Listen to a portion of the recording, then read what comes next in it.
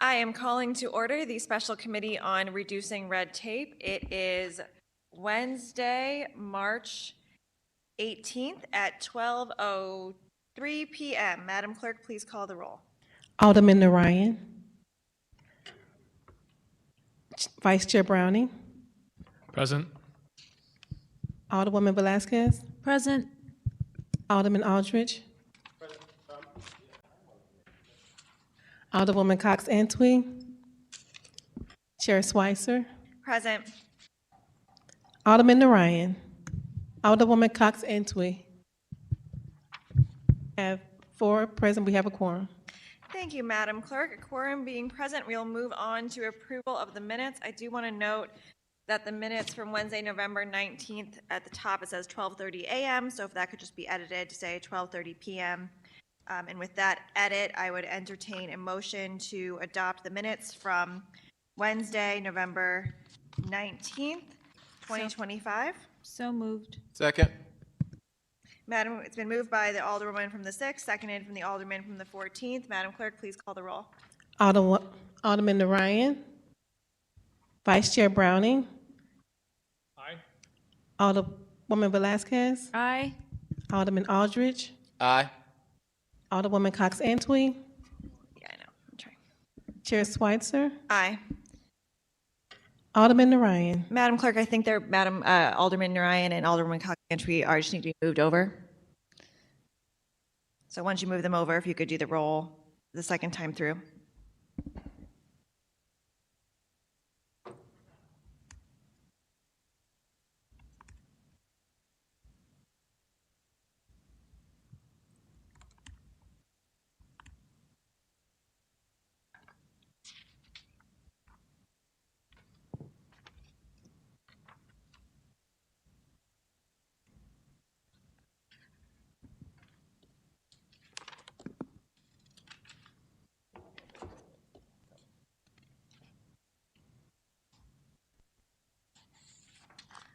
Wonderful.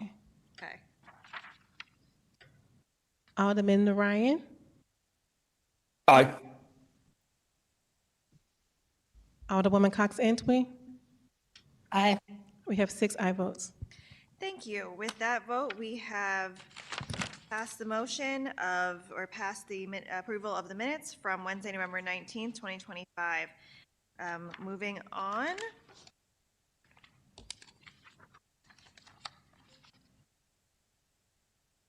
We will move to board bills for review. We have one board bill to review today. That is Board Bill number 150, introduced by Alderman Aldridge. Alderman Aldridge, you are recognized on Board Bill 152.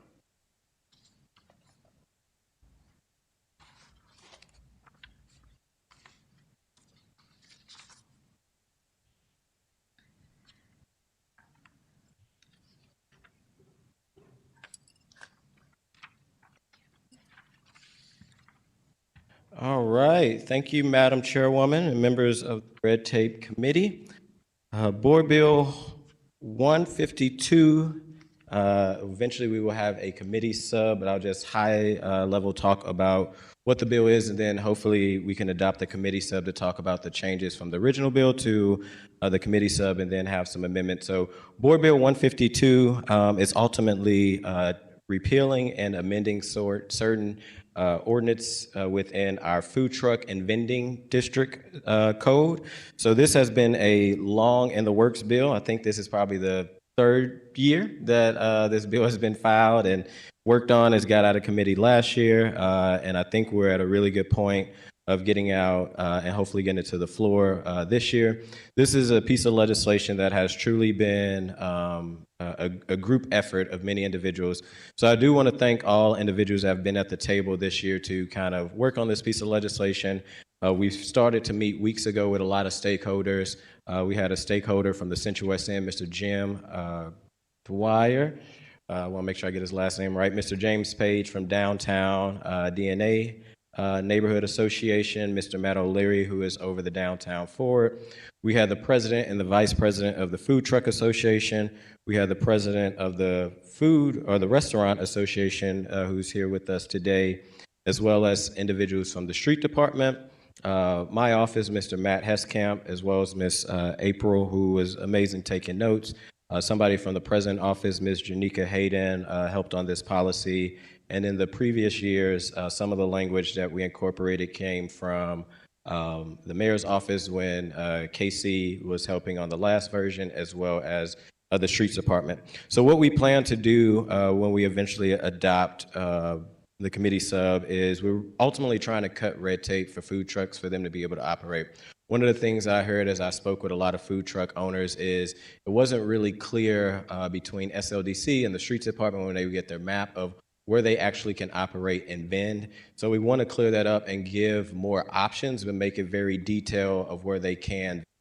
Food trucks throughout other cities have been very successful, as well as even in our city. I know Tower Grove kind of do their food truck weekends. Food trucks also set up in various spots, either in like the Central West End or in the Washoe area. But it is to give food truck operators more ability to hopefully know what the rules and regulations are so that they can vend. A lot of food trucks actually also have brick and mortars. There are studies that show that a lot of food trucks who do not have the capital to go into brick and mortars, they start as a food truck to then hopefully open up a brick and mortar. So before I walk through the bill and just talk about some of the changes that we're trying to do to make operations easier for our food trucks, I would just ask if we would be able to suspend the rules to introduce the committee sub to Board Bill 152. Okay, thank you very much, Alderman. And with that, I will entertain a motion to adopt the committee substitute for Board Bill, to suspend the rules to adopt the committee substitute for Board Bill 152. I move that we suspend the rules to adopt the committee substitute for Board Bill 152. Second. We have it's been moved by Alderwoman from the 6th Ward, seconded by the Alderman from the 14th Ward to suspend the rules to adopt the committee substitute for Board Bill 152. Madam Clerk, please call the Alderman Narayan, Aye. Vice Chair Browning, Aye. Alderwoman Velazquez, Aye. Alderman Aldridge, Aye. Alderwoman Cox Antwi, Aye. Chair Schweitzer. We have 6 aye votes. Thank you. By your vote, you have sustained the motion from the Alderwoman of the 6th Ward and suspended the rules for the purposes of adopting Board Bill number 152 committee substitute. Board Bill number 152 committee substitute is now in front of us. Alderman, you may proceed. Thank you, Madam Chairwoman, members of the committee. A lot of things, and I sent a red line version to everybody as well as the bolded, clean copy of it. So there is several things that is going to stay in the current food truck ordinance. At some point, the goal is to work with all those stakeholders and to bring it back to the table next session to do a overhaul cleanup of the food truck ordinance, because when you look at it, it addresses food trucks, it addresses sidewalks, and one of the things that we will change is it talks about food vendors. So with working with the streets department, we did clean up just striking out the food vendor on page 4 of the clean version, and we inserted what a food or a mobile food vendor is, or vehicle vendor, which means any person who sells or offer the sales of goods, merchandise, service goods, or beverages from self-contained motorized vehicles. So it wasn't very clear in the vehicle language what a kind of food truck is. So instead of just keeping the vehicle vendor, we end up changing that and including mobile food truck or mobile food vendor or vehicle vendor. On page 5 of the bill, and on the same page, I'm trying to keep up the red line version and the actual clean copy. On page 4, one of the things you'll see is we took out all the word districts because what these will ultimately be called is commercial or vending commercial markets. So in the previous ordinance, it says a lot of vending districts, which later throughout the bill, we got rid of all the vending districts as we created more direct centralized food truck kind of markets. So you'll see districts striked out throughout the bill, starting on page 4, where it is bolded, and in the red line copy, you'll see it on that. So it's not in the clean copy where you see the strikeout of districts, but in the red line copy, we striked out the districts. One of the things that we did keep in with the districts on the next page is the Wharf District, which was already in ordinance. So the Wharf District is located down at the Arch. It is kind of a district that was established a long time ago that is an agreement with the Arch Foundation and the City of St. Louis that they have the rights to be able to sell right there on the Arch grounds where they typically sell that amazing popcorn and lemonade. So we did keep that exemption in there for the Arch, as well as there was in a previous ordinance, there was language that had an exemption for like south of downtown, which mainly is Busch Stadium. So we made sure that that exemption for Busch Stadium stayed in. They kind of own the rights to those grounds, and they already have food truck events. That was an agreement that the food truck vendors were fine with, because if the Cardinals have an event, they usually call the food trucks and invite the certain food trucks that they want kind of on their property. So we did keep in the Wharf District and then areas south of downtown, which is the Cardinals. What you will see on page 5 is where we established the new vending commercial markets. So there will be an amendment that will change one of those, but we established several as well as add one of those markets. So what we did is we established a Central West End market, a Cherokee commercial vending district market, a citywide parks vending market, which was already in the bill, and we worked with the Parks Department from last year to say that the parks have the ability to maintain and direct if a food truck can go in a park. There's language later in the bill that there's a process that people would have to go to if they would like a food truck in the park. They would have to reach out to the Parks Department. It only can happen on Fridays due to limited staffing. We want to make sure that we're not pulling our Parks Department and stretching them thin. We also included a downtown commercial vending district, and I'll walk through the areas. So the Central West End, which there will be an amendment very soon to probably strike that out, is along Duncan Ave between the intersection of South Sarah and South Boyle. After some conversations with Cortex, which will strike that out, they already have, I think the Alderman can speak to this a little bit more. I think it's a common ground area, but they already have events where they have food trucks in the areas. They're also looking to bring restaurants kind of along Duncan, so they're already kind of participating in the process. So we didn't want to add another layer that probably would complicate that. In the Cherokee District, I worked with the Alderwoman of the 7th, and I know she worked with the CID, where we created intersections at Cherokee between Jefferson Ave and Compton, Jefferson Ave and Compton, and the curb lines of Cherokee Street at the first alleys located north and south of the block. So basically, when you travel down Cherokee, we're looking at streets like Iowa, Nebraska, and those streets are very unique where they are very close to residential.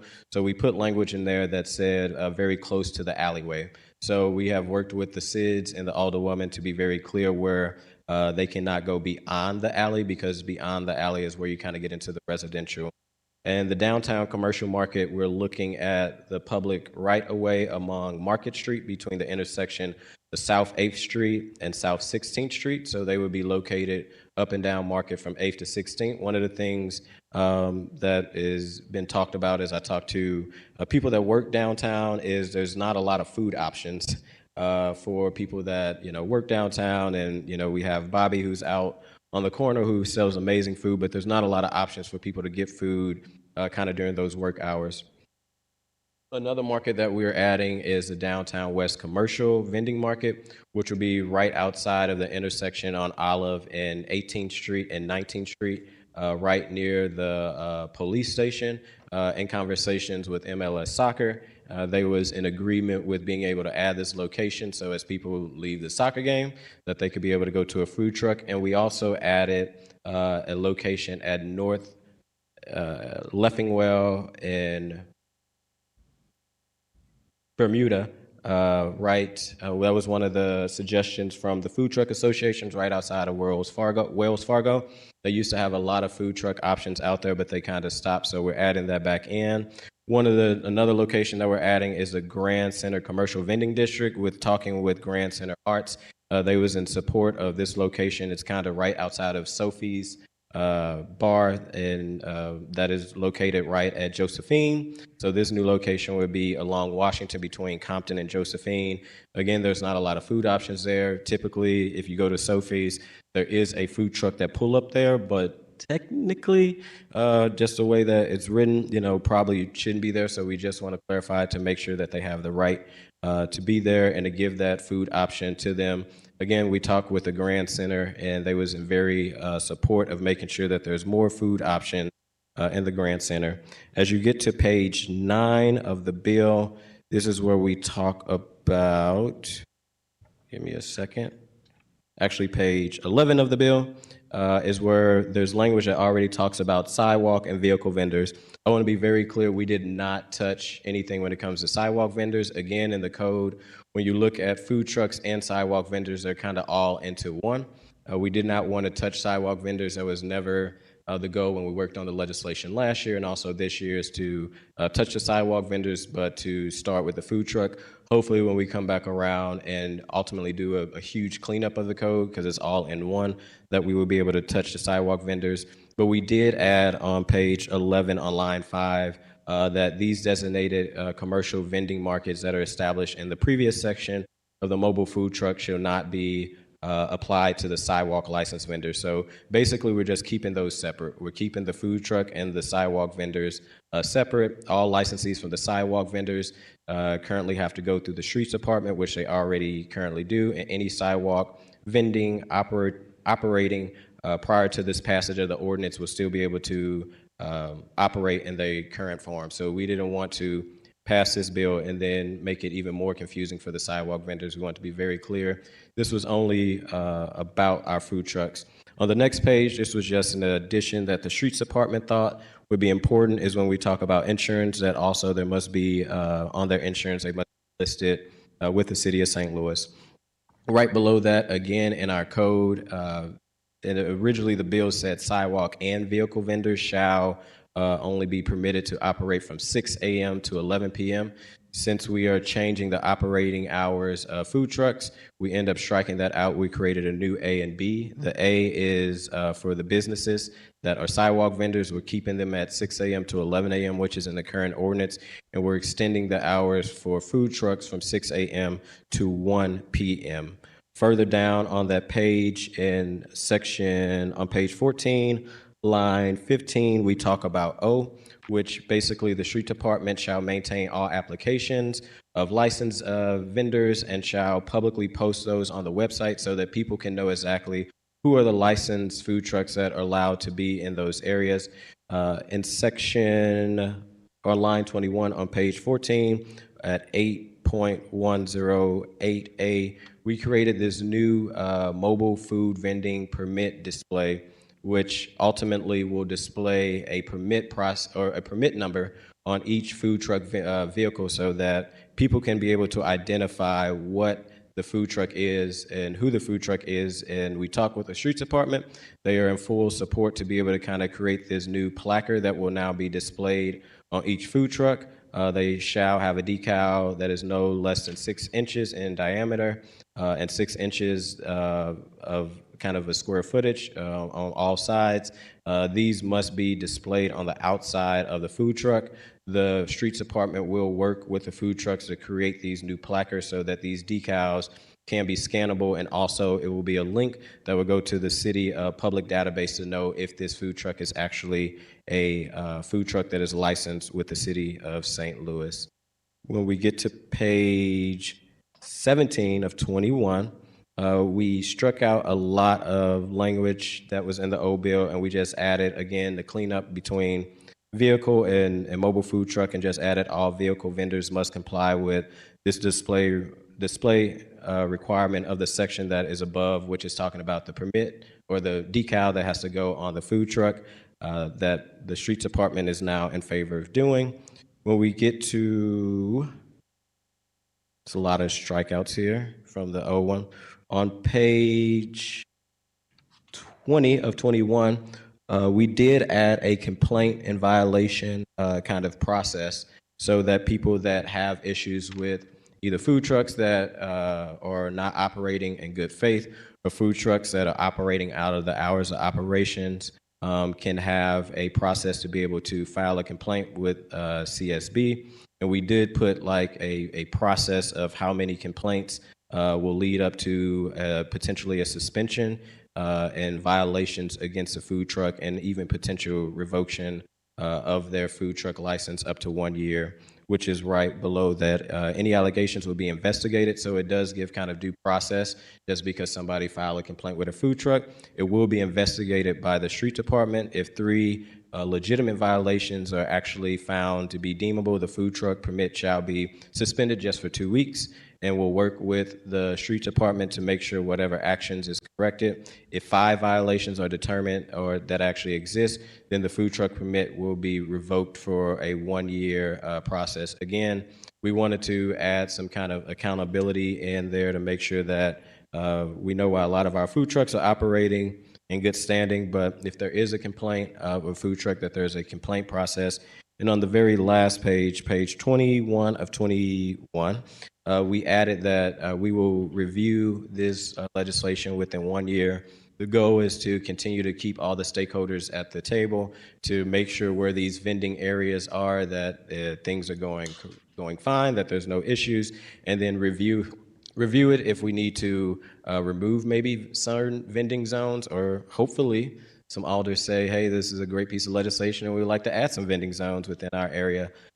So we will have it. I'm personally committed to, and I know I've talked with everybody who's at the kind of working group that will review this legislation in a year to follow back up to see what needs to be cleaned up or what needs to be improved on this legislation. But again, the goal of it is to ultimately, since this is a red tape committee, cut a lot of red tape that our food trucks are currently going through so that they could be able to operate in more areas, but being very clear where those areas that they can operate in, so that not only is it clear for the food truck operators, but it's also clear for people in the city where food trucks can and cannot be. If there is a special event, there is exemptions where, if there's a event downtown where they close off the street and they want to have food trucks, this does not stop them or any other neighborhood from being able to have a food truck at a special event. There is language in there that also separates food trucks a certain amount of feet from brick and mortar. There will be an amendment that will be coming that increase that distance, that we worked with the Restaurant Association to move it from 150 feet to 200 feet. However, all these areas where we are looking at having these food truck markets are far enough away from restaurants, as well as we talked with the individuals in the areas to make sure that it was okay for these food trucks to be at these certain locations. So before we go into questions, Madam Chair, if we want to maybe adopt the amendments, then we can have like the full bill in front of us to walk through any questions that committee members may have. I think that is a great idea, Alderman. Let's start with amendment number 1 to Board Bill number 152. I see Alderwoman Jamie Cox Antwi has proposed this. So if Alderwoman Cox Antwi wants to make a motion to adopt, and if someone else seconds it, we can have discussion of that. Right. Thank you, Madam Chairwoman. Yes, I would like to move to adopt Amendment 1 to Board Bill 152. Second. It's been moved by the Alderman from the 8th Ward, seconded by the Alderman from the 9th Ward. Discussion on this amendment. Alderwoman Cox Antwi, you are recognized. Thank you, Madam Chairwoman. Yes, Amendment 1 is specifically designed to add Soulard onto the list of neighborhoods and areas that are included in this board bill. The reason that we felt it was necessary to add Soulard, similar to a lot of the other areas that Alderman Aldridge designated, there is a lot of activity, foot traffic, and interest in the Soulard community as well. And as the intention of this bill is to make sure that we clarify where food trucks are and aren't allowed to operate, we felt it was necessary, given that Soulard would be a very attractive neighborhood where some food trucks may want to consider operations, to have a clear designated place for them to operate as well. Already in this section of the code, Soulard Market was discussed and carved out, and my amendment doesn't necessarily restrict any operations for vendors inside of the Soulard Market footprint. Rather, it would allow a small stretch of Soulard outside of the market area for food vendors to park there. This area, as discussed with the Soulard Restoration Group and Soulard Business District Association, meets the similar descriptions as Alderman Aldridge described of other areas where we're not near any high residential area. So we're not wanting food trucks to park right outside of houses or in key neighborhoods. Rather, this area is already an active commercial strip where we do have restaurant activity and tourist activity. But again, this stretch is away from the main restaurant commercial stretch. And so we would be separating the food trucks out so that they are not parking directly in front of restaurant and brick and mortar establishments. So again, the small stretch of Lafayette Avenue is away from residential activity. It's far away from existing brick and mortar restaurants, and it's on the other side of the park from the Soulard Market itself. So we felt this was probably the best place to designate for food trucks in Soulard, and that Soulard would be a good community to add to this list of already good communities. Thank you, Alderwoman. Any other discussion on this amendment? Alderman Aldridge? Thank you. I'll just add, and I appreciate the Alderwoman for mentioning that there is the carve-out that was already in the language for the Soulard Market. We know that people pay to vend at the Soulard Market. So without creating more competition, I do appreciate, and competition's not bad, but I appreciate the Alderwoman from the 8th with working with her neighborhood to try to identify areas that wouldn't be as close to a good option where there is lack of food, but in the language that there is, or in the bill, there's already in the carve out for Soulard Market as well. So I appreciate flagging that. Okay, any further discussion? Okay, it's been moved by the Alderwoman from the 8th, seconded by the Alderman from the 9th to adopt Amendment Number 1 to Board Bill 152, Committee Substitute. All in favor, signify by saying aye. Aye. Aye. Any opposed? Motion carries. We have adopted Amendment Number 1 to Board Bill 152, Committee Sub. Looks like Amendment Number 2 is Alderman Aldridge. So if you'd like to make amendment to adopt Amendment Number 2, Board Bill 152, Committee Sub as amended, continue. Thank you, Madam Chairwoman and members of the committee. Amendment Number 2. Please make a motion first. Okay. Can I make a motion to adopt Amendment Number 2 to Board Bill 152, Committee Substitute as amended? Second. Been moved by the Alderman from the 14th, seconded by the Alderwoman from the 6th. Alderman from the 14th, please proceed. Thank you, Madam Chairwoman. Amendment Number 2 on page 3.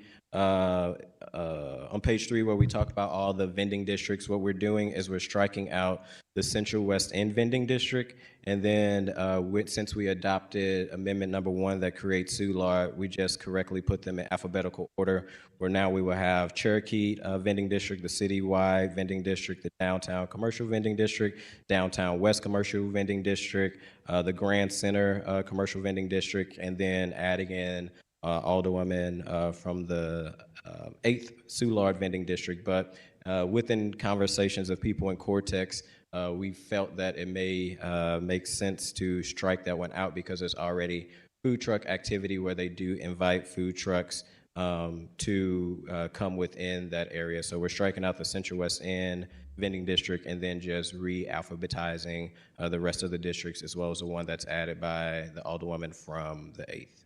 Okay, and is this on page 5 or page 3? You're actually right. It is actually on page 5. Okay. Madam Clerk, can you please note that in the amendment? It's beginning on page 5. Yes, so Amendment Number 2 says beginning on page, making sure that it's page 5. Not page 3, correct, page 5. Thank you for that check, Alderwoman. Yes, you're welcome. Let me just make sure. Okay.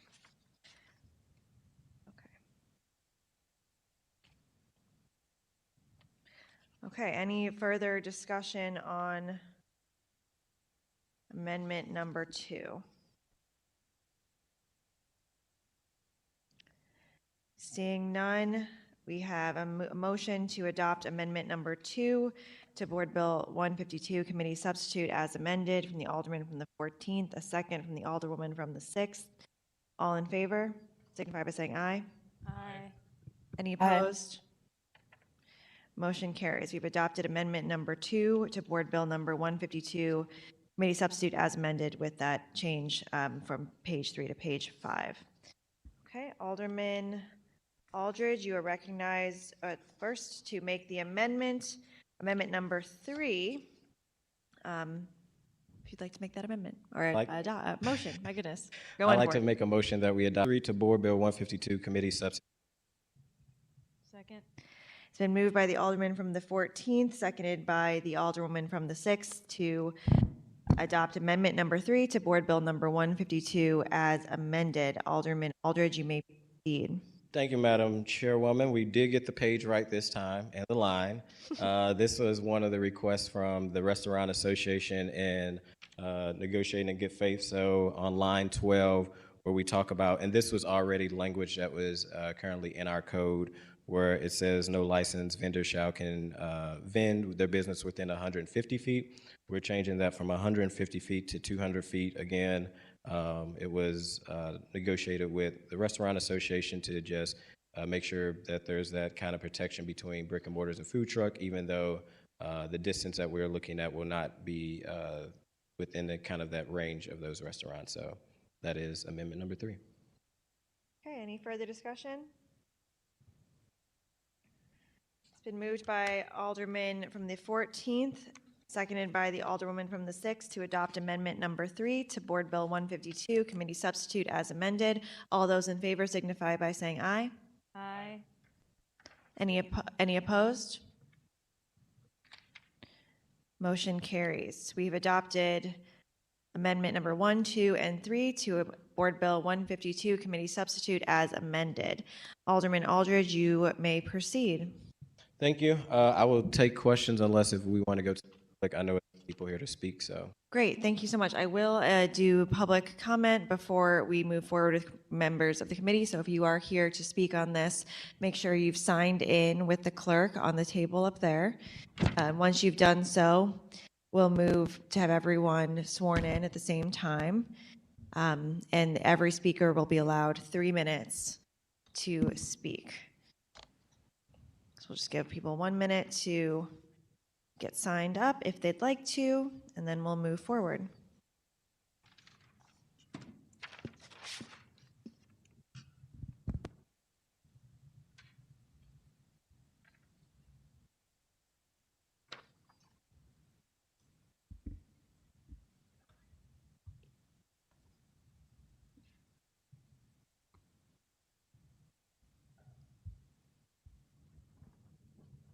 Okay, Madam Clerk, you have people signed up?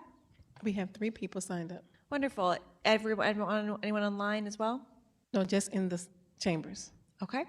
Well, if you are online and want to speak, make sure you raise your hand to let the clerk know. But first, for now, we'll start with the people who are in the room. If you do plan on testifying, can you please raise your right hand?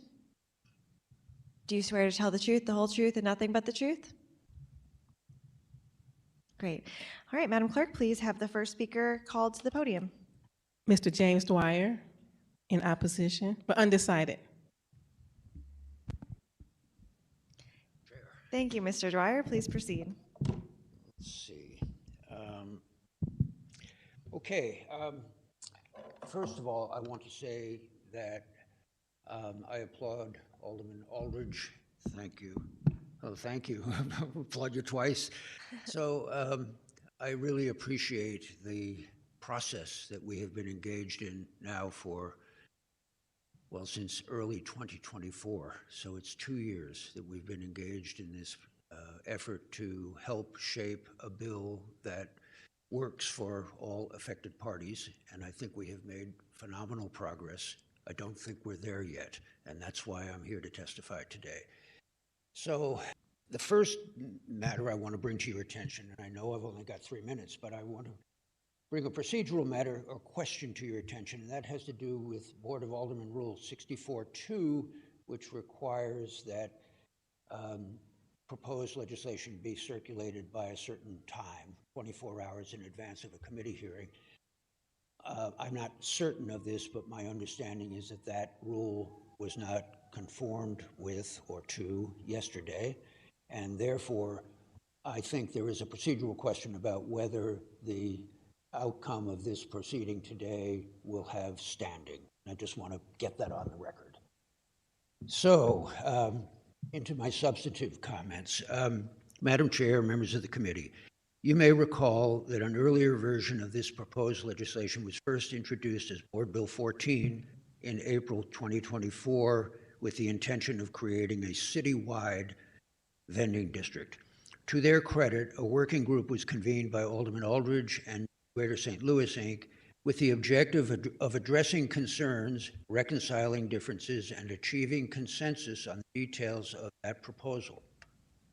Although substantial progress was made, critical matters remained unresolved, and Board Bill 14 was withdrawn from consideration in January 2025, with the understanding that the working group would reconvene to complete its mission.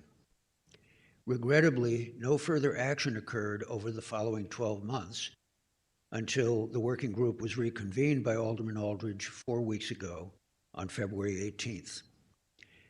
The group has met 5 times since then, most recently last Thursday, March 12th. As before, substantial progress has been made, including a transformational switch from citywide to a concept of identifying defined zones, as was just described by the alderman, in multiple locations in which food trucks would be authorized to operate. Multiple zones were proposed, each of which required review and reaction by the affected neighborhoods. Meanwhile, several critical issues remained unresolved, including mandatory closing time, distance from established brick-and-mortar businesses, rules and regulations, and a process for filing and adjudication of complaints. When the latest version of Board Bill 152, and I wrote this before the 3 amendments that were just introduced, was generated this week, it contains sweeping last-minute provisions regarding sidewalk vending, a category that was not subject to meaningful consideration by the working group. Instead, it was understood and agreed that either current provisions regarding sidewalk vending would remain unchanged from existing legislation and would be dealt with separately at a later date, or alternatively, all references to sidewalk vending would be removed from Board Bill 152. Regrettably, the proposed legislation presented for your consideration today contains problematic provisions that have not been reviewed or discussed in the working group. Bottom line, in its present form, this legislation is not ready for consideration by the Board of Aldermen. Important work remains to be done. There is no compelling reason to rush this still incomplete legislation out of committee today, nor is there any reason why the working group cannot continue its work until a consensus is achieved and legislation can be reintroduced early in the upcoming 2026-27 session. So I urge you not to pass the bill out of committee today. Thank you. Thank you, Mr. Dwyer. Any questions for Mr. Dwyer from members of the committee? Alderman from the 9th, you're recognized. Thank you, Mr. Dwyer. It's always good to see Dwyer, you. if you could stay up here, we might have some questions for you. I don't have a question for you. I just wanted to address the first point you made about the timeline. We did suspend the rules at the beginning of the meeting in order to accept the committee substitute. You are right. There is typically a requirement of a 24-hour period where the bill has to be submitted before the meeting, but we did suspend that rule by vote today. So that point is addressed, but I do hear your concern about that, and that is something I plan on addressing in a bit about just the timeline this has been on. So I do appreciate It's really that. a timeline issue for us. It's just a matter of adequate time to do our work properly. Mr. Dwyer, for the record, can you say you've been part of the working group and Pardon you've me? been part of the working group? From day one, yes. Okay. I was invited to participate on day one, and I have been engaged. Oh, I'm sorry. Yes, and I have been engaged continuously from that point forward, as have a dozen other people. Okay, thank you, sir. Okay, Madam Clerk, if you could call the next speaker. Brian Scott. Mr. Scott, thank you for being here. Just make sure to say your full name for the record. Brian Scott. Okay, and are you a resident of the city of St. Louis?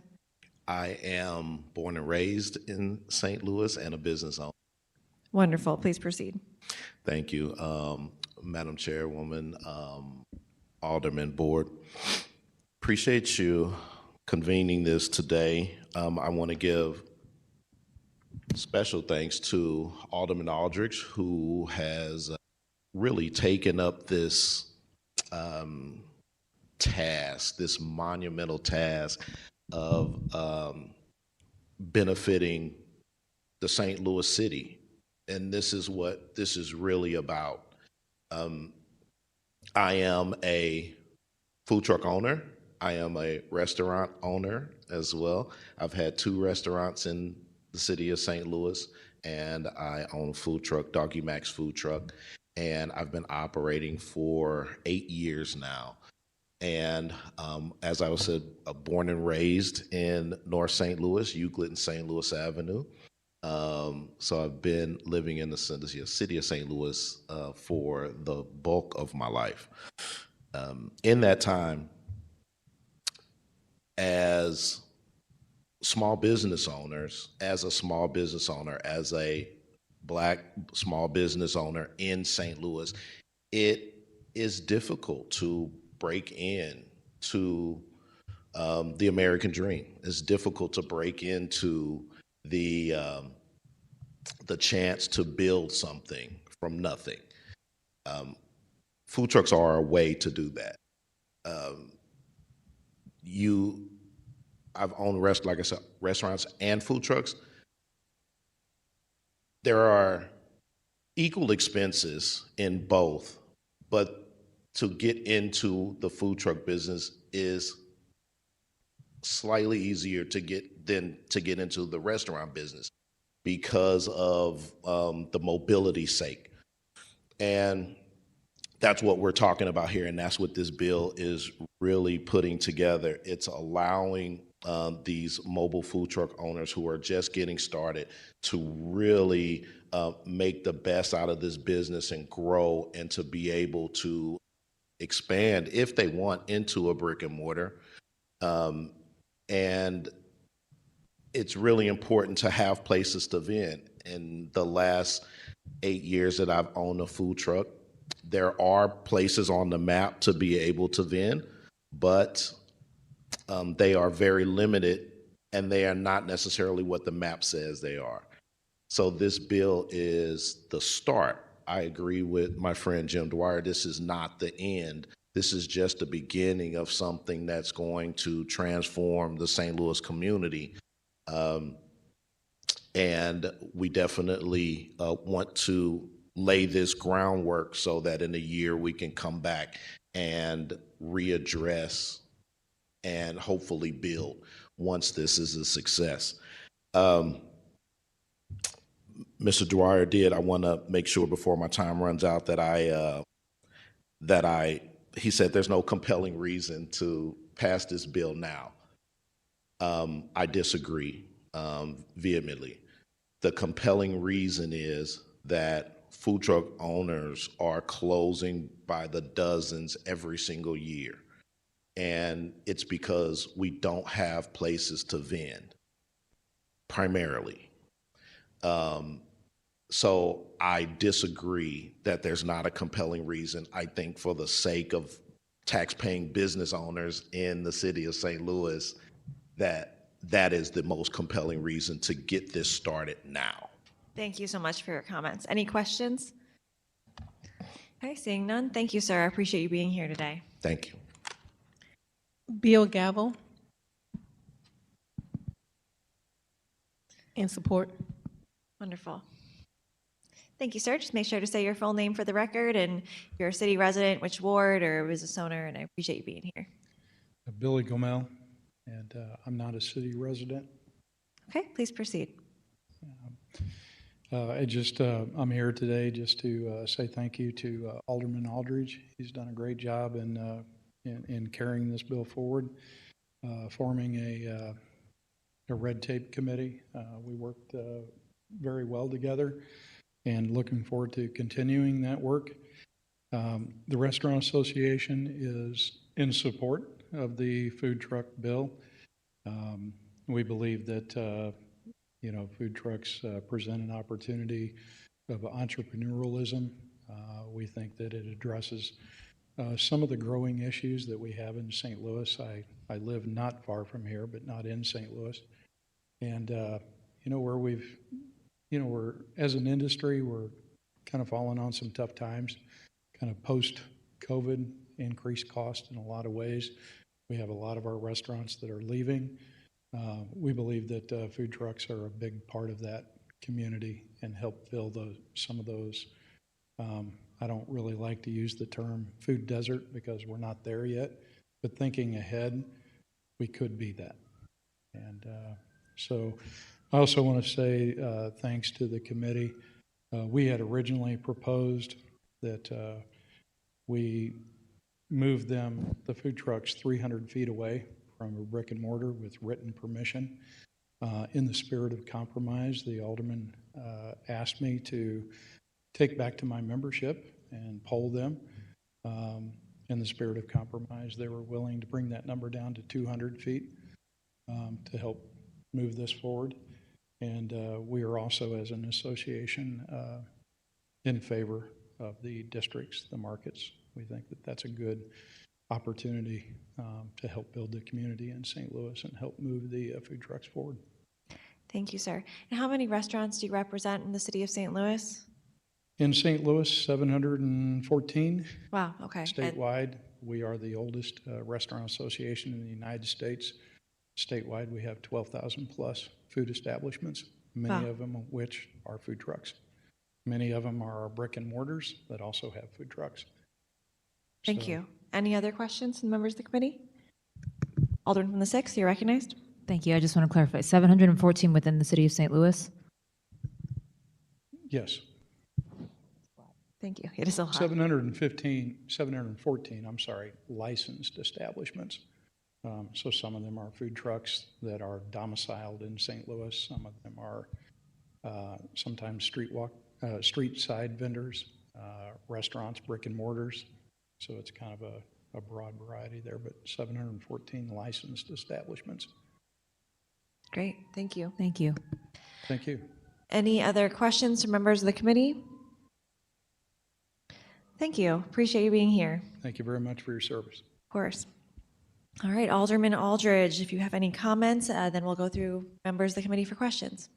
Yes, I want to thank each person that was actually up here. I've been part of the working group that I think has been 2 years now or since last year. I do hear Mr. Jim's concern of, we're dealing with groups with all different interests. Just like at the Board of Aldermen, we never get like 100% agreement. I will say, this board bill was filed at the last day of session. We actually sent out this committee substitute to all working group members last week, as well as every working group member that attended that meeting that we had Thursday was able to see before we put it in bill format, the draft of what the committee sub was. So everything that is in the committee sub was visible to all members. I hear the sidewalk. We're not touching anything with sidewalks. I don't know if maybe that's a confusion. There is language, I think on page,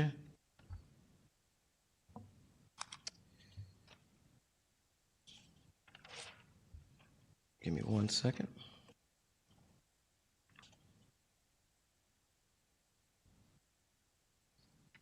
Page 11 that mentions, and this just came from the street department, that mentions sidewalk vendors. I don't know if that's maybe where Mr. Jim is getting confused, but that language again is just saying that the sidewalk language for sidewalk vendors, because when you look at the chapter, they talk about food trucks and sidewalks all in the chapter, which is ultimately confusing because they also have different rules and regulations as well as operating hours that we will need to clean up. But we just want to make very clear that this does not pertain to the sidewalks.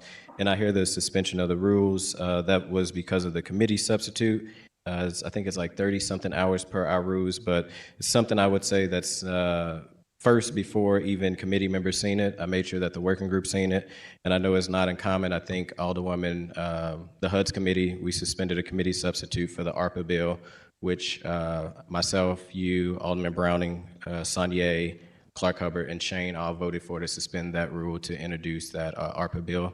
As you know, a lot of changes happen as you talk to all the people, and outside of talking to all the people was also meeting with stakeholders to try to get everyone, I think, as close as possible. And I feel really good about where we are, especially going from the citywide language and really tailoring it to descriptive areas and working with those alders to see if it works for them. So I'll open up for any questions. I really appreciate all those comments. We'll move through the committee in order of seniority, starting with Alderman Narayan.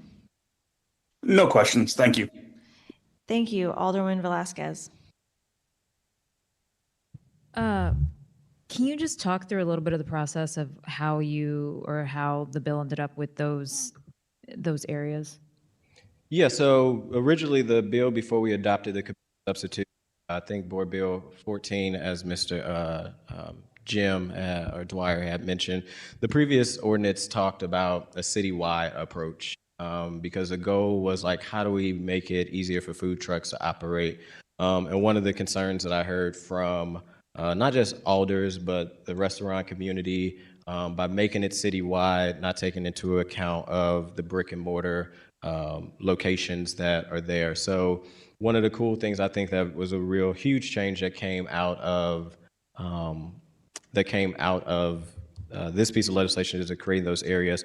Some of them, was individuals that was at the table of the working group. So having downtown, myself, I represent downtown, and Alderwoman Jamie Cox Antwi represent downtown. Mr. Page and Mr. Matt O'Leary was at the working group. So we was like, downtown would make sense. Mr. Jim was representing the Central West End, so we wanted to include the West End. Grand Center was a location that one of the stakeholders had brought up in the working group, and we have reached out to the Grand Center group to make sure that it worked with them. Outside of, at least for the Central West End, I know it may have been a tight turnaround, but I did have conversations with the aldermen on the floor. If this worked, I talked with you, Alderwoman Velasquez, if there was any areas that would work for your area. I reached out to Alderwoman Schweitzer to see if there's areas in the first ward before we get to hearing that would work.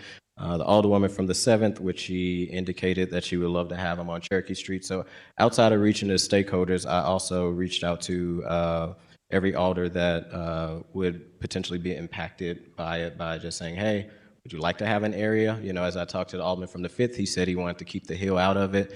So I reached out to colleagues as well as took input from the people that was at the working group. Great, thank you. And then my last question. I know that part of the process, it has been kind of oftentimes a little bit complicated process for vendors. So with this new process and the decals, how are you feeling and how is Streets feeling about being able to move some of those? They have a lot of work to do too. So moving those quickly so it's not caught up in the red tape that we're here trying to avoid. Yeah, so that was also one of the suggestions that not only came from the street department, but like our food truck association, that they would love to be able to have these decals. So that one of the things that came out of the working group is how do we like that complaint process or that identifying which food truck is what, just in case if, again, not trying to say that any food truck would be a bad actor, but if some are not following the rules and regulation, how to identify them outside of maybe their name, which may not be the name or their license. So the street department, that was one of the things we asked Ms. Sandy, hey, will this be a, like you say, more red tape? They took it back to the people that they work with and said this would be something that they can start to implement. They already have the list of the licensed trucks. So they're looking at this legislation and seeing as it moves, as they start to create those decals. Somebody from GSL who is at the table seeing this was done in another city. So we're taking the model from the other city of that decal that they have to be able to implement here. And the streets department feel pretty confident that this shouldn't be anything that would slow down the process. And which city was that? I can't remember. I would have to ask that person. Okay. Thank you. No other questions. Thank you, Madam Thank you, Chair. Alderwoman. Thank you, Alderwoman. We will move to Alderwoman Cox Antwi. Thank you, Madam Chairwoman. And thank you, Alderman Aldridge, for bringing this bill to the floor. I know you and I have talked about this extensively, first as we do share downtown, and I know a number of our stakeholders have been engaged both in your working group and also monitoring this bill very closely. And I know it's taken quite a long time for it to get this point, and I appreciate your persistence, as I do think this is an extremely important thing for our city to get right and to do well to help benefit both existing businesses, aspiring businesses, and also the patrons, right, of all the different areas that would hopefully benefit from this. I appreciate you also being willing to add in another one of my neighborhoods that are going to be impacted by this, and I appreciate the committee for adopting the amendment. My only question for you, as I think it'll be an interesting thing to talk about as I know we continue to work on this legislation, is the additional revision of the section that you mentioned with the sidewalk vendors. I know you mentioned it was very important to you to make sure we distinguish between the food truck vendors and the sidewalk vendors, and you spoke to revisit that section at another time. So can you just explain that a little bit more?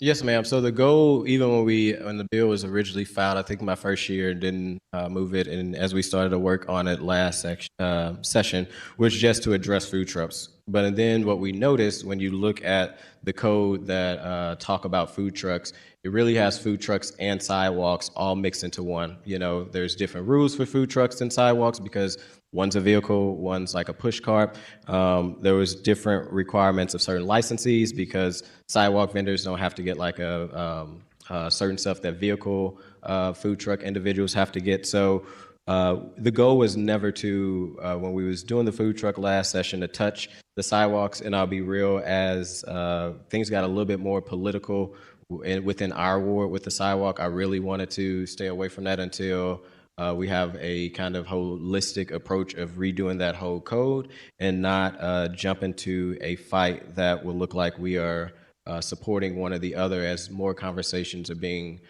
worked out in our downtown area of what that sidewalk operation looks like. So it was always just to stay with food trucks.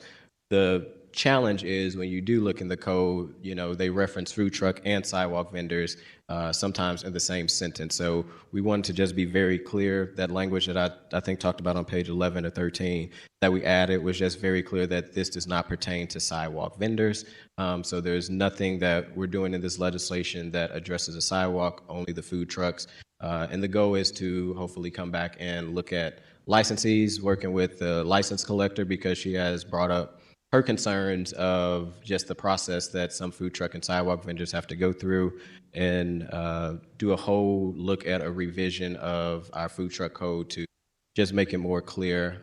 But licensing is a little different from the operation. So we didn't want to touch the licensing aspect until we clear some of the red tape for the food truck to be able to operate, which the sidewalk vendors don't have that actual red tape. And I think Ms. Sandy said within the city, we only have actually like 3 sidewalk vendors that are actually licensed with the city, properly licensed. Now, if you see at a festival them pushing them down the street, you know, maybe the festival invited them, but we actually have 3 properly licensed. So I want to stay away from the sidewalk and just continue to focus on what we originally was focused on with the food truck and cutting the red tape for that. Okay, perfect. I think that clarity is really I know a lot of work has gone into this bill for quite some time, and I appreciate everyone who's given their time and effort into improving this bill, to the working group and everyone else who has just put their feedback into this.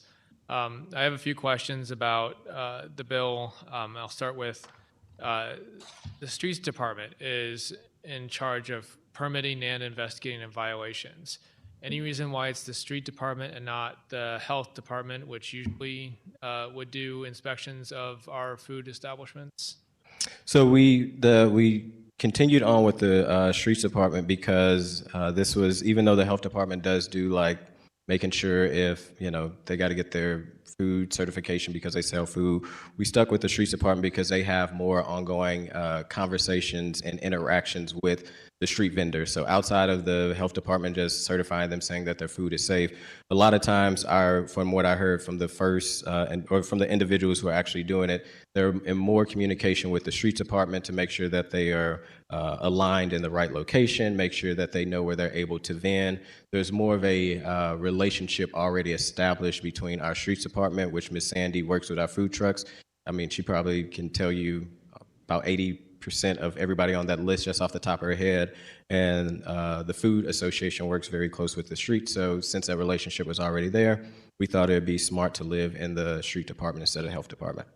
So our Street Department currently processes these, I guess, permits right now? Yes, they process them. They do have to get a license from the license collector. They do have to get some from the Health Department so that they could be able to serve their food. They even, I think, got to go to the fire department to get a fire suppression. So I mean, there's several different groups that touches food trucks. but they're more hands-on with the streets department, who they also have to get like I think a 500 license to be able to operate on our streets, and then realize that they can't operate anywhere but in a select area. Okay. For the Parks Department, I noticed that there's some language in here about that food trucks can operate in city parks. Is that only parks with roads that go through them, like Forest Park, Rondolet? There's a few others, or would people be able to pull up on the street next to any park? So the Parks Department language was already in there. Only thing they had language around parks already. On the red line version on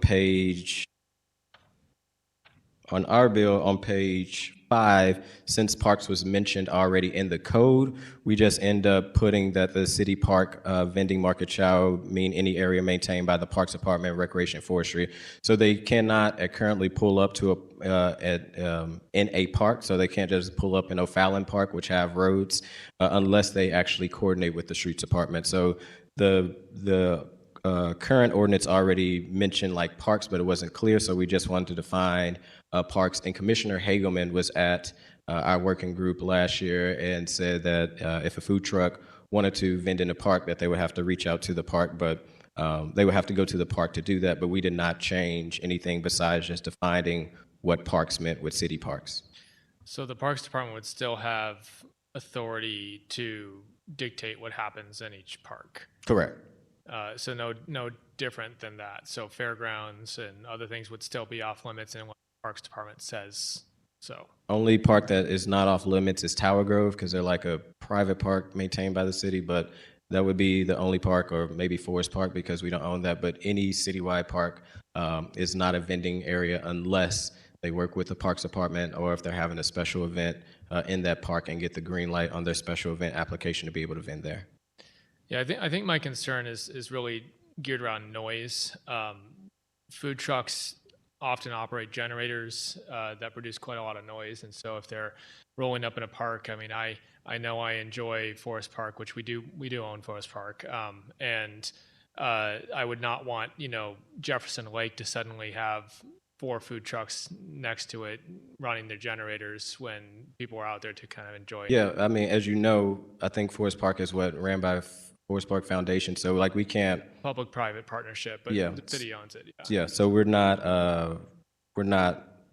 I'll say we're not allowing food trucks in Forest Park or Tower Grove Park or any park outside of Tower Grove Park already have agreement with the city, but this will not allow for food trucks to pull up in the parks. That's not in the ordinance. And I would suggest maybe talking to Mr. Scott, who's the president of the Food Truck Association. Some do have generators, but a lot of the trucks are also moving away from generators.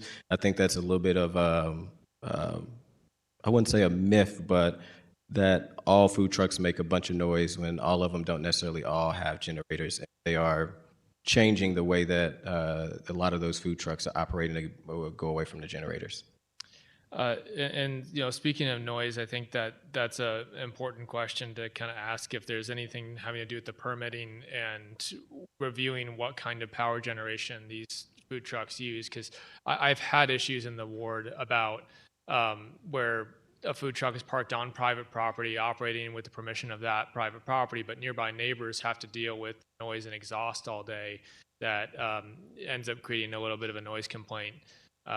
So I'd be interested in, maybe if we future tweak this, making sure that we review how things are powered so that we're making sure that we're not only good for the environment, but also just the noise pollution in our city. Yeah, that would probably be in a bill that talk about the licensees, right? When you talk about the street department and going out to investigate the truck to see if it makes a bunch of noise or not, that would be kind of in that maybe a future piece of legislation that address licensees, but we don't do anything with noise outside of if it's making a lot of noise. I know we have a noise ordinance already on the book that people can kind of point to with that.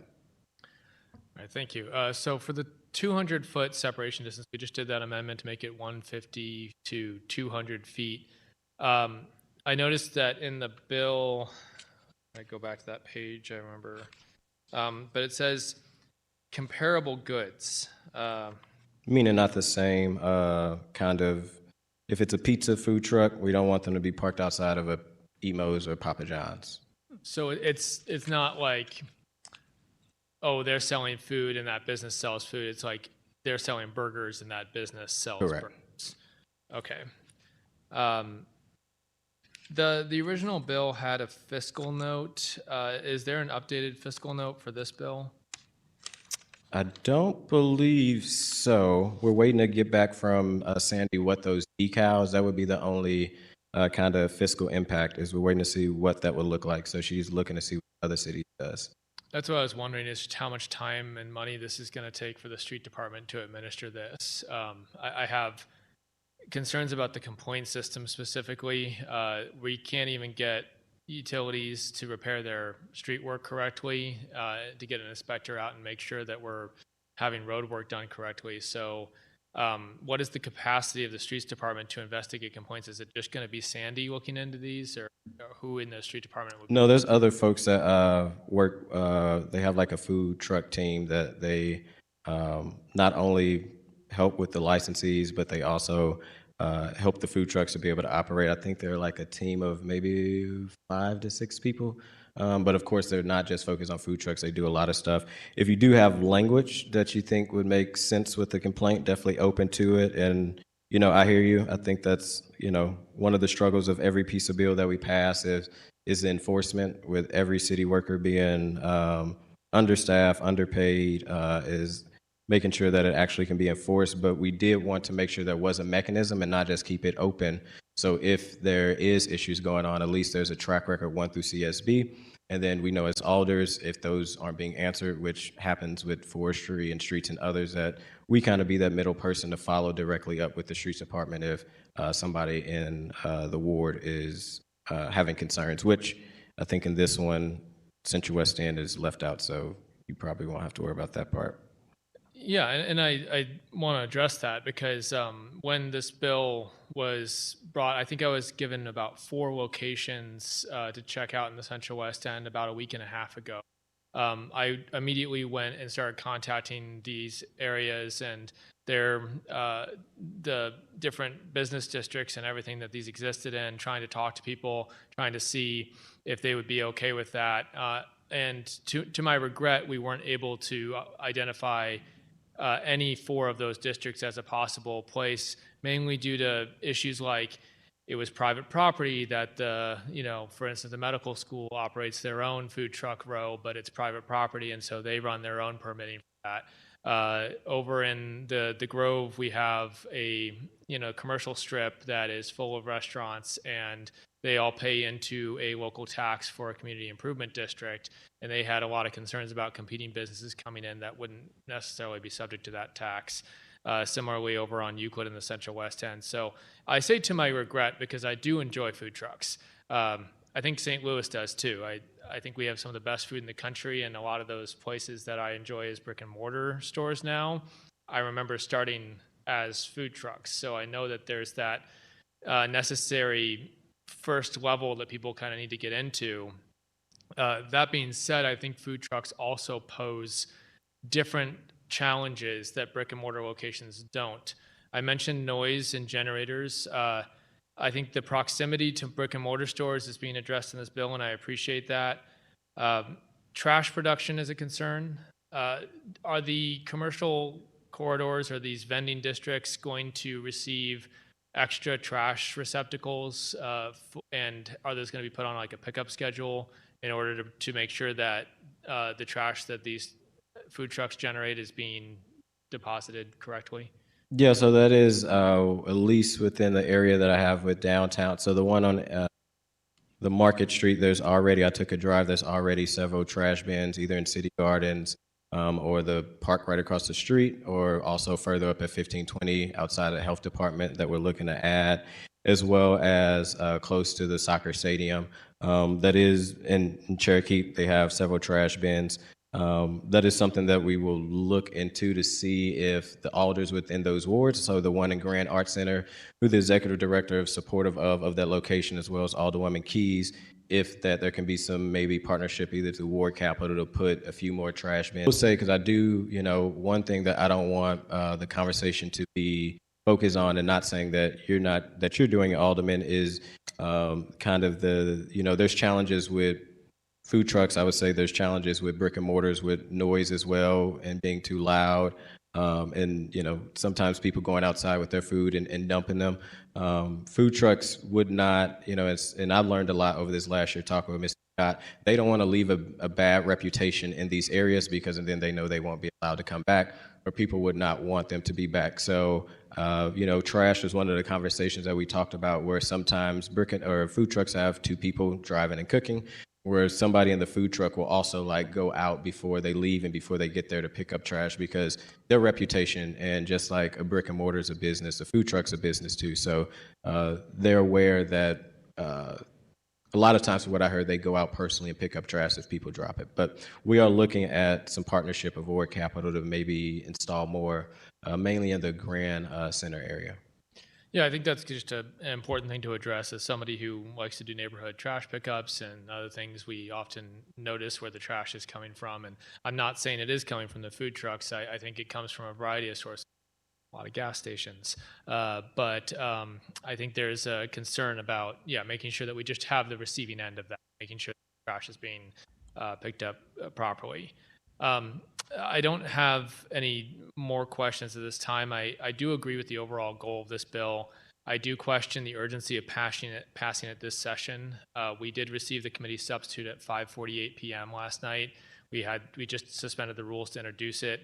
The committee substitute language is not online, so only alders and apparently the working group have had a chance to read this new bill through, and it's a substantially different bill from the previous version. It's not just like an update, which I think we've done with some other bills. There's a lot to get through here. It's and I think it's a lot of moving parts. It's a very technical operation that I want to make sure we get everything right. So if we're going to come back next session and polish this up, I'd prefer to wait to do it at that point. I agree with the spirit of this bill. I just don't see the urgency to pass it this session on this timeline. But I do appreciate the work going into it, and I'd like to continue to working on it because I think this is important. I do really think food trucks are a vital part of our food economy, and I'd really like to get this right because I do think this benefits our city when we do get it right.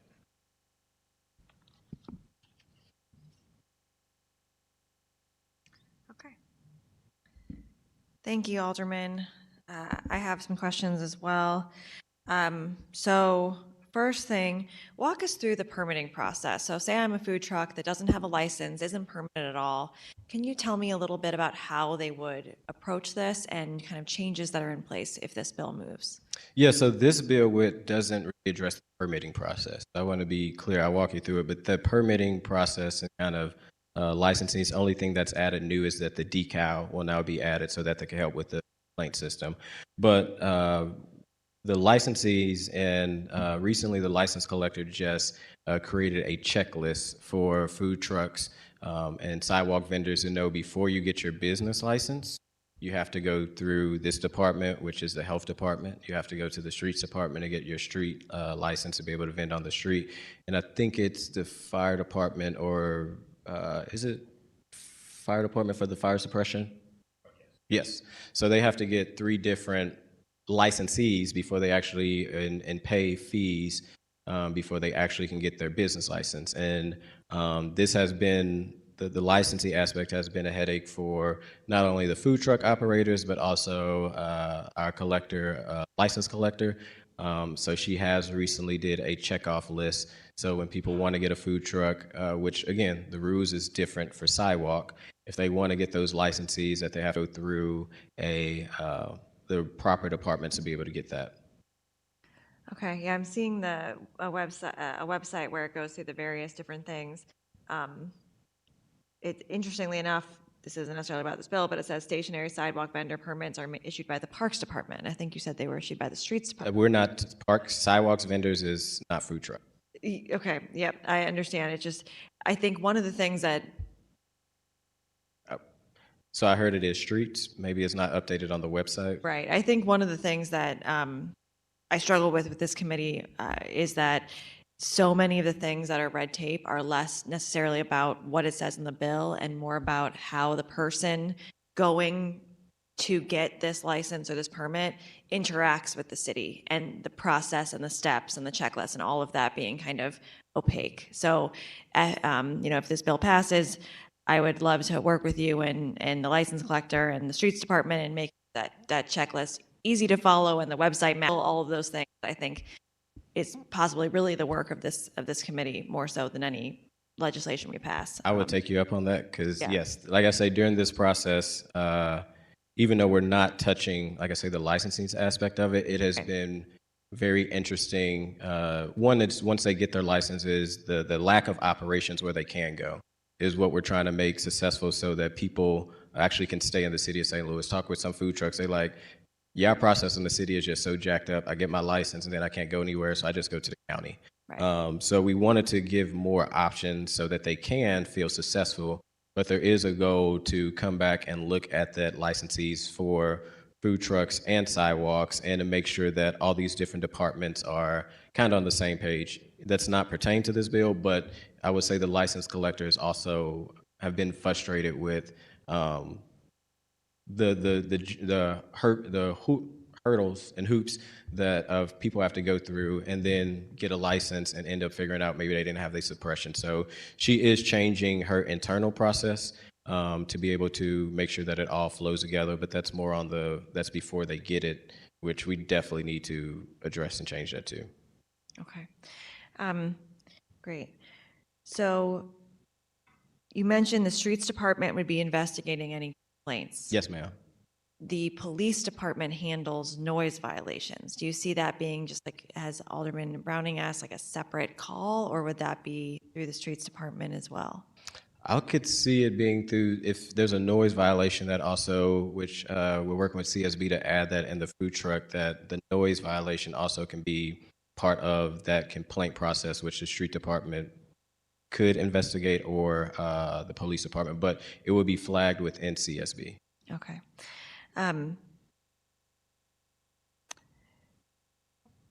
When you all put together the different districts and a 200-foot distance from a brick and mortar, does that limit any of those districts from being applicable in terms of, you're nodding, Janika's nodding. So the language that's in there that says they are 200 feet, but the districts is not, there's kind of like an exemption for the district. So, and within looking at all the districts, like I say, they're not within that range. I think the one that may be the closest is right outside of Olive, which may be close to Schlafly, but it's kind of around the corner from it. But the ones on Cherokee Street, I know the Alderwoman and their SID has been working in partnership of these locations. That 200 feet, well, the 150 feet was already in there. We extended it to 200 because of the restaurant, but there's also language in there that say if a restaurant would want a food truck to be outside a restaurant, they can't have written permission. But we were strategic in making sure where the districts are that there's kind of a lack of food opportunity. So the one from Grand Center, I think the biggest one that they brought up is there's like not so much food, but at Compton and Washington, there may be, they serve food, but they don't serve food, I think, after like 8 o'clock. But we made sure that we put language that there's almost like an exemption for these districts, but we kept them far enough away from brick and mortars as well. Okay. So just to make sure I understand correctly, if you are a food truck, you can operate in these districts Only. Unless you have written permission to operate somewhere else? Unless if a brick and mortar, because some brick and mortars have food trucks. So if they're not open on Sunday, a food truck could operate outside a brick and mortar with written permission. But not outside of these districts, or yes, outside of these districts? Only in the districts, but they can operate outside of a brick and mortar if they got written permission from the brick and mortar. What if there's more than one brick and mortar, like on South Grand or something, when you have all of these in a row and they're not going to be 200 feet from the next door neighbor? That was language we got from the restaurant association. So that, again, the thought was, if you have the thought behind it is there's some brick and mortars that have food trucks and they may not be open on a Sunday. But they may want to open up their food truck on a Sunday, but what this would do is not allow them to have their own food truck outside of their own restaurant because of that foot distance. So we wanted to also take into account if a kitchen is closed for the restaurant, but if they have a food truck, that they can still operate their own food truck outside of their restaurant, where we don't see it as a way for a restaurant to pull up or a food truck to pull up on Washington and say, hey, can I have my food truck here? But that thought was to make sure that restaurants that already have a brick and mortar that may not open up their brick and mortar can still be able to open up maybe their food truck outside of their restaurant. But does it say that in the bill? This says with written permission from the brick and mortar. But it doesn't say that it would be their food truck. No. So then would they have, so then if there's another restaurant next door, but they have one permission from the brick and mortar in front of them, does that supersede that? That could. If a food truck pull up outside, or if I'm at, let me figure it out this way.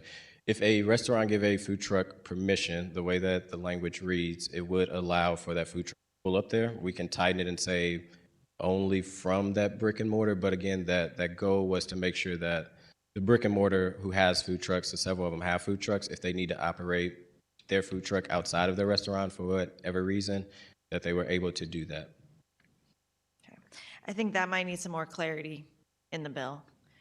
Because right now it'd be two things could be true at once, so that it couldn't operate and then it could operate, and who's making that decision for whether or not they can, and who's reviewing that, written policy, I guess. I'd like to see more clarification around that.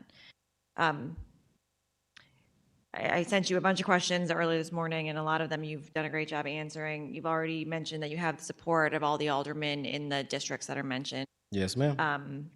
In the bill, it talks about LRA property exceptions. This is possibly something that's already existing, and I just don't know about it. Can you speak a little bit about that? It was already existing in the bill, so that was just already in the language, and we didn't change stuff that was existing in the code for this, around this. Yes, So, ma'am. okay, so if you're like in Kingsway West and there's an LRA. So lot- that language was Alderwoman Tice, and we definitely didn't want to touch that. So there was a previous ordinance that she passed with Kingsway West and all of that, that also had like LRA language that we didn't touch because it was already existing for a reason why she had it there. But even in this bill, if you're an LRA lot anywhere, you couldn't just operate there, Correct. no matter, okay.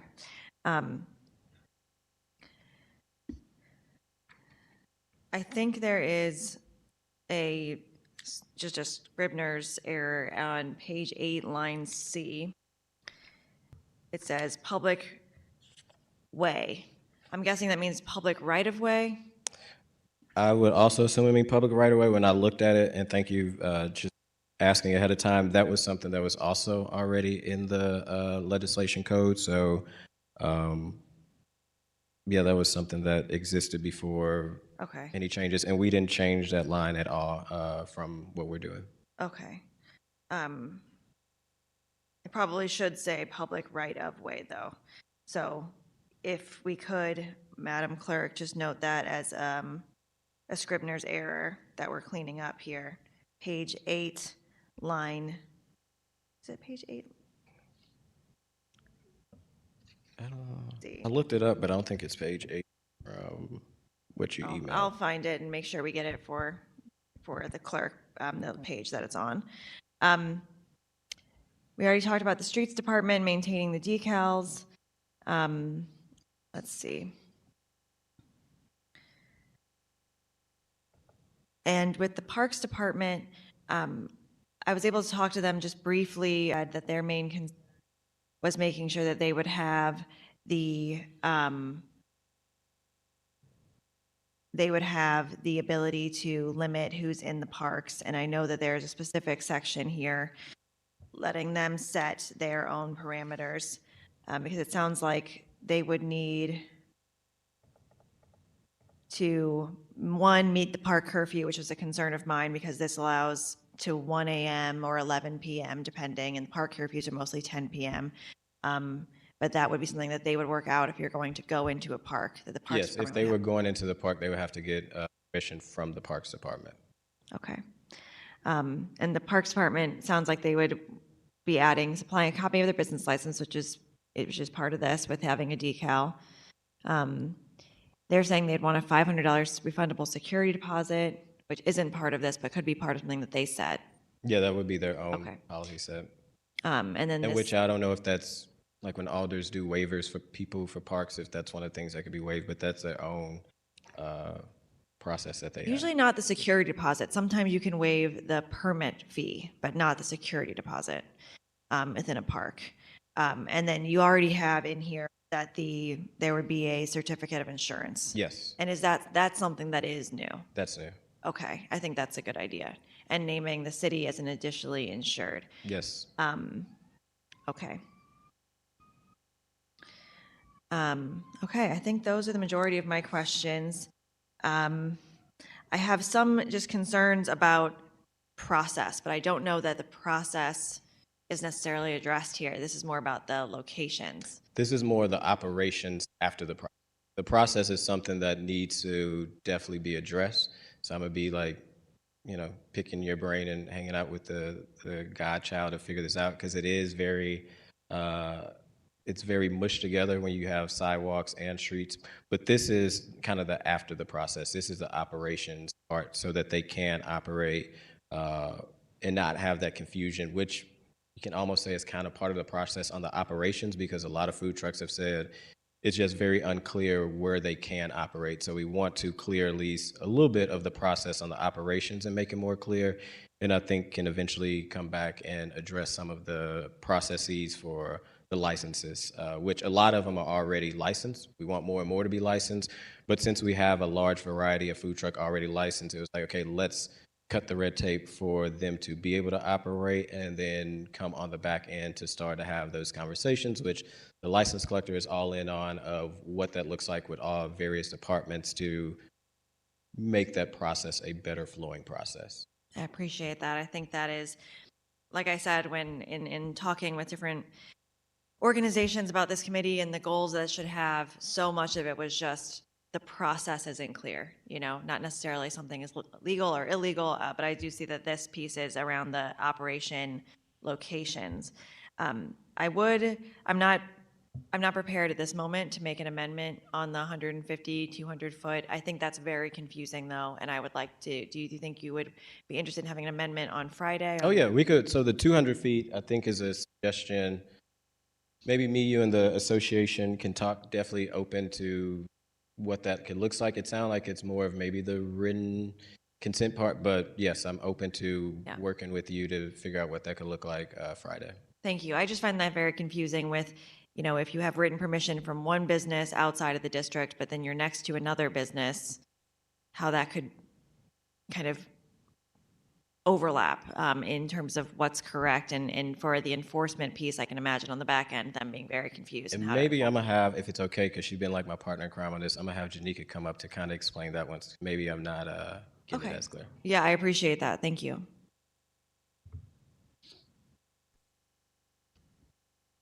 Ms. Hayden, if you could introduce yourself for the record and please proceed. I'm Janika Hayden. I'm a policy associate, President Green. Can you ask your question again, Alderwoman? Because I heard you. I just don't think Alderwoman. I appreciate that. So I am confused about there's the districts that vendors are allowed to operate. Those are clearly specified. Yep. And then there is some information about not being able to operate within 200 feet of an existing brick and mortar unless you have permission. So. Can you tell me what page you're looking at? I'm sorry. Where is that amendment?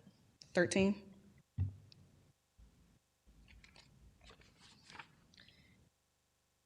Page 13, line 12. So if you are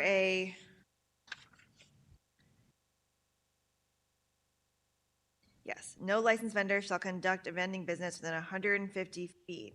Yep. Except when operating within a designated vending market, which we already said. But, right. Yeah. Explain Yes. that. I can explain to you. So the 150 feet, that's now 200, that language existed prior to the passage. We wanted to preserve that to make sure brick and mortars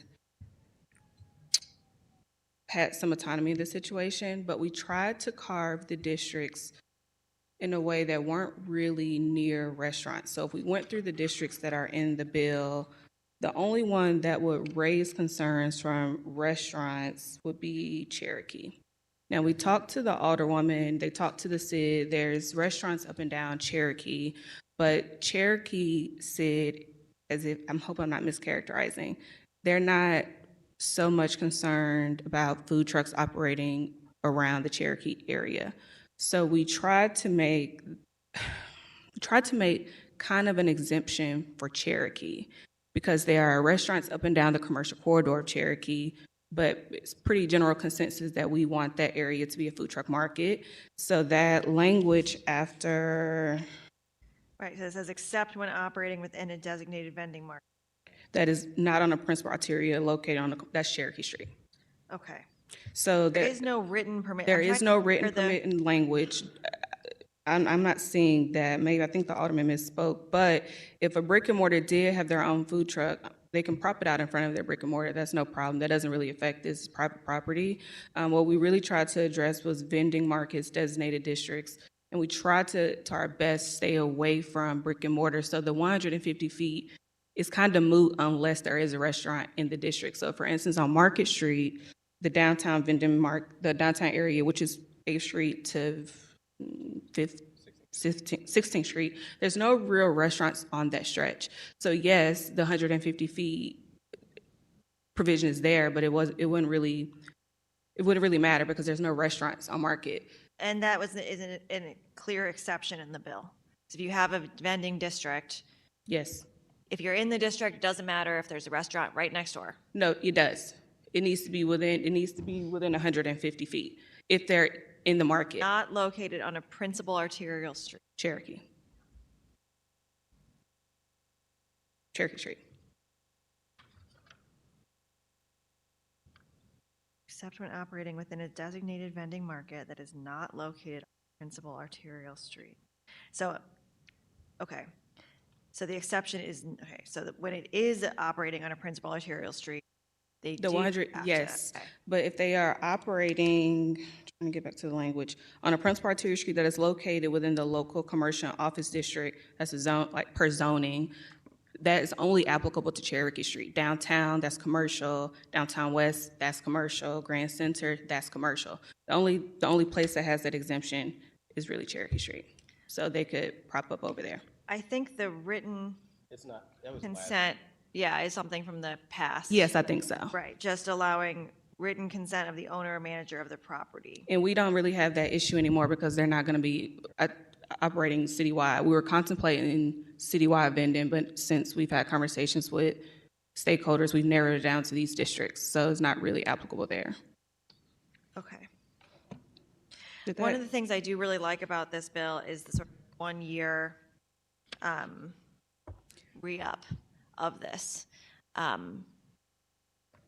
I am, it's interesting to see how that will work in a year from now, when we're passing this kind of right before we go on break and there's going to be an election. I assume Alderman Aldridge will be here to carry that bill, but is that something that the president's office is committed to carrying forward no matter, or maybe that's also on the ballot too. So that's going to be an interesting time to see who does that, if we do need to. You'll be here, Alderwoman. Okay.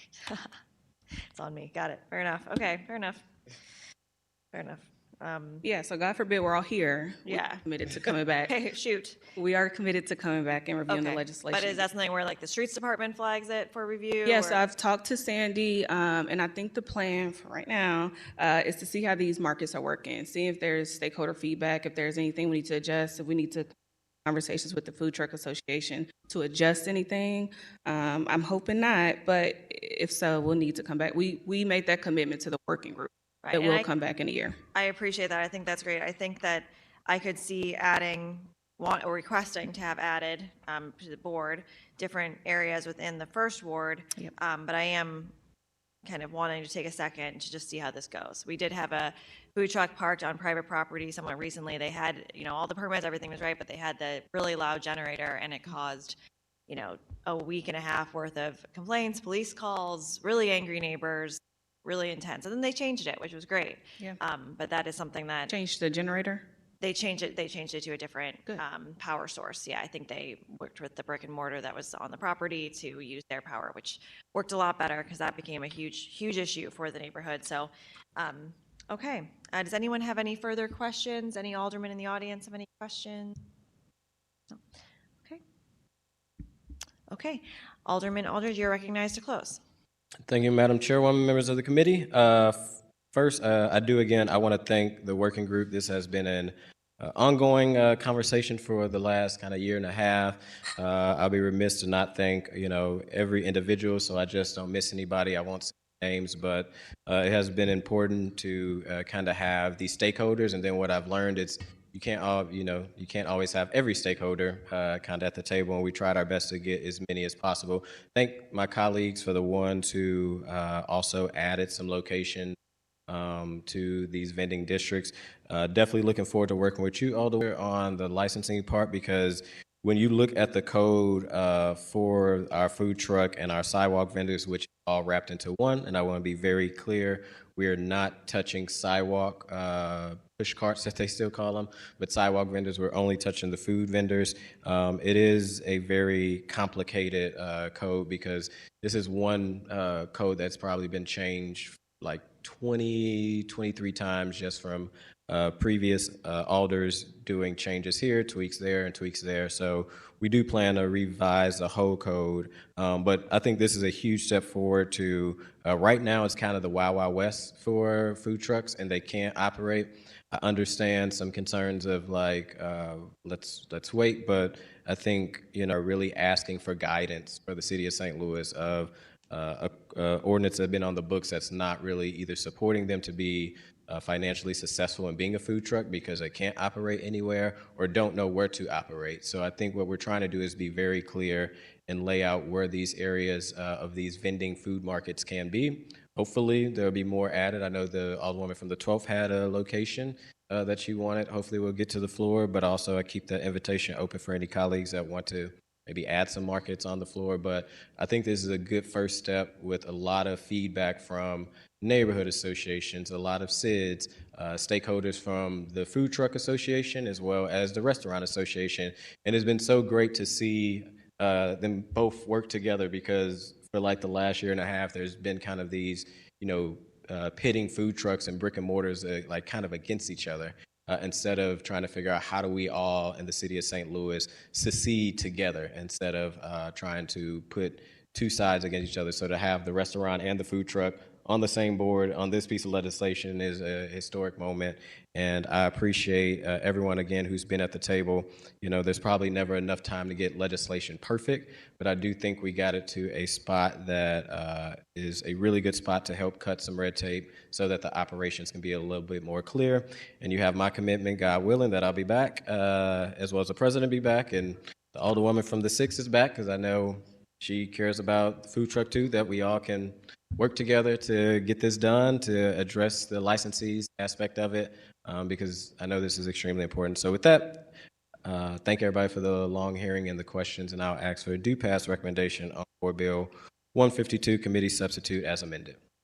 Thank you so much, Alderman. I appreciate it. I agree. We've had quite a robust discussion here, and it sounds like lots of discussion has happened in the past and more still to come, I'm sure. So with that, I will entertain a motion for a due pass recommendation of Board Bill number 152, Committee Substitute as amended.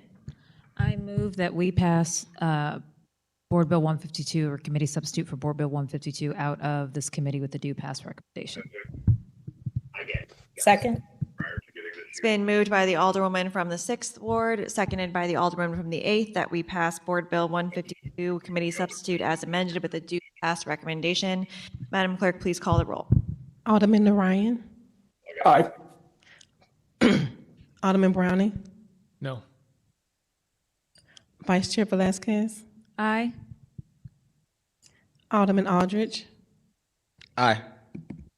Alderwoman Cox Santui. Aye. Chair Schweitzer. Aye. 5 aye votes, 1 no vote. Thank you. By your vote, you have sustained the motion of the Alderwoman from the 6th Ward and passed Board Bill 152, Committee Substitute as amended out of committee with a due pass recommendation. Thank you, Alderman. We have no resolutions for review, no committee discussions. Madam Clerk, do we have any written testimony? We have none. Any announcements from members of the committee?